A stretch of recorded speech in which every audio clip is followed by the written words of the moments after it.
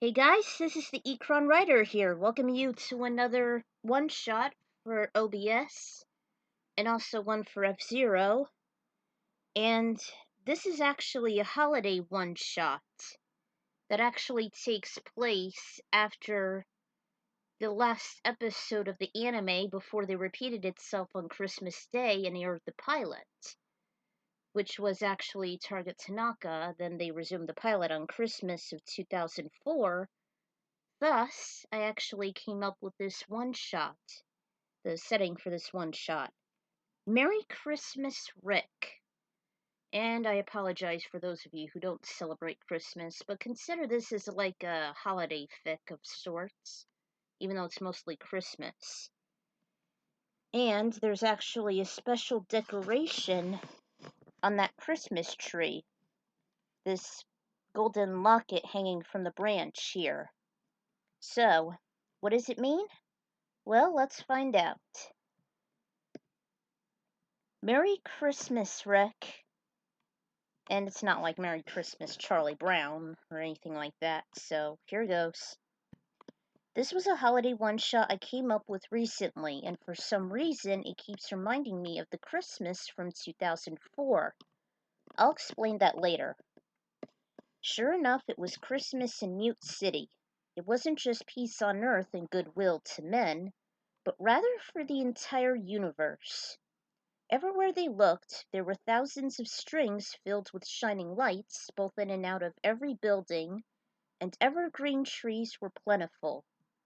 Frost glistened on every bustling street and rooftop, and carolers were tirelessly expressing the spirit of the season. Gifts were being exchanged, as were a few of them on the Dragon Bird's rare seat. Rick drove to the Falcon House, and despite all the colorful streamers and the decor representing every holiday, business was slow. Bert and Clank were cheerful to see him visit. Rick laid the huge gifts on the counter as he was being served their specialty, a triple calf hot chocolate with dark and white cocoa beans. To the detective, it was the best thing he ever tasted, although it was a limited edition beverage. Fun fact, in the Japanese version, there was a Christmas episode known as Double Jeopardy, which is part of the Trilogy of Tension. But in Japan, they had Christmas themes too, and this was a Christmas cup, like racing under a meteor storm, the Christmas cup. But in the English version, all themes were dropped, and I pretty much did the same here. Except for this one shot, of course. So, Bert offered Clank to open the first present, and the tag was actually printed in Japanese symbols. The boy couldn't make it out, but Rick said it's for him, and this one was picked by himself and Tinsel. For Bert, it was a fancy coffee maker for all flavors, along with a blender attached to it. They said it was top of the line, easy to maintain, and it made a great foam. There was an advanced tool set for Clank, compliments from Clash and Lucy. It even came with a miniature blowtorch. They made their season greetings, and Rick was off to headquarters.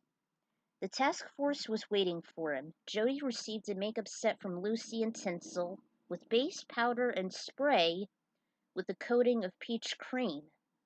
Jack got knickknacks for his instruments, a nifty guitar pick with decorative thunderbolts, nuts and bolts for his drum set, and guitar strings. EAD received tickets well in advance for Kate's concert next year. Stuart received heartfelt letters from his divorced wife and his long-lost son Rodney, saying they both love him very much and hopes he'll have a Merry Christmas. I kinda wished I added Luna, but I believe this was before I discovered the OC from Butterscotch. Anyway, Lucy got various sized frames for her numerous posters. She's always been the fangirl, even in F-Zero racing. Tanaka, however, was in his office instead of the main floor, so his gifts would be delivered to him at a later time. And finally, Tinsel received a black and white checkered flag, as well as a model of the Blue Eyes Ultimate Dragon. The latter was a present from her duelist friends Yugi and Joey. Rick got a mixed audio Blu-ray featuring songs about cars and racing. Oddly enough, he actually loves songs based on them, regardless of the artist or genre. While the team was opening their packages, Tinsel whispered to Clash if she could borrow the master key so she could access the Dragon Bird. She headed to the garage, unlocked the machine, and put in a small golden box with a thin red bow on it. Inside, the glove compartment. After Rick got a model car of his vehicle 150 years ago, he looked up and noticed she was gone. He found her in the dark garage loading something in his vehicle. He made her jump and bonk her head against the ceiling. She said bashfully while rubbing her neck she was hiding a special gift away for him. He asked to see it, and she revealed the box. There was a liftable lid, and inside was a thin sheet of satin. Underneath that was a golden locket, and his heart almost stopped abruptly. She offered him to open it, and to the right there was a portrait of him smiling and wearing a green tee. It was the same one he wore before he was put into cold sleep. To the right was an image of Haruka Misaki also beaming. Or so it was. Tinsel said she tried very hard finding an exact image of her, but there wasn't one on file though. So she slightly modified it from the closest replica possible, according to his discretion, which is actually Miss Killer, but she didn't tell him. To Rick, it was the same. He stared at it for several minutes, and Tinsel was relieved that he didn't realize it was actually Miss Killer she was copying from. She wanted to tell him, but she figured she'd keep her mouth shut and not spoil the tender moment. Believe me, the locket's gonna be a little significant later on in the timeline. Rick's heart warmed, and Tinsel wondered if there was something wrong with it. He said there wasn't, and he only felt this way because it was the best gift he ever received from anyone. Aside from Haruka's engagement ring, this was a great memento before he was into the century-and-a-half coma. Eventually, he closed the locket in the package. "Thanks, Tinsel," he whispered with a big grin. "I will cherish this forever." They embraced each other briefly. "I wouldn't want it anything more." "My feelings exactly." She said she got it every November.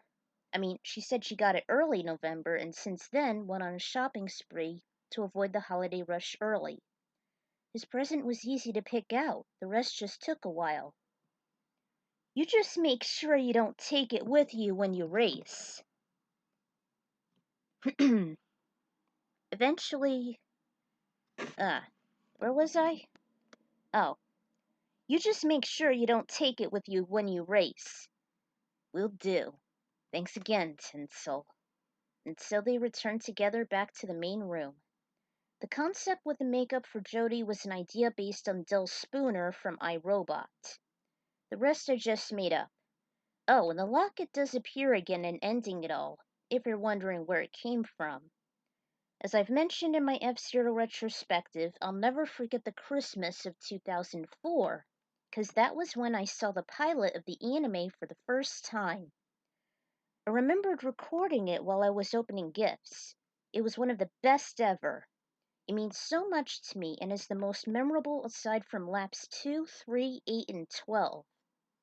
And if I were to wish for anything on the subject of presents, aside from finishing the American dub of the anime and a new F-Zero game as good as GX, bring in Rick Whirler for Smash Bros! I would love to see that.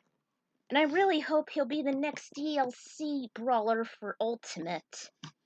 If not, maybe the next game, but I don't trust Nintendo anymore. And maybe I'll show 2 videos for that. So, that's the holiday one-shot for you. And a little message from my viewers. I'm not going to be on YouTube that often because I'm kind of running out of ideas, and, well, I think I might just do Holiday Fix instead. I don't know. A lot of them are like Holiday Fix, the holiday specials now. But if I find a good story to recite, I'll do it here as a podfic. So, Merry Christmas, Happy Holidays, have a Happy New Year, everyone. See you guys later.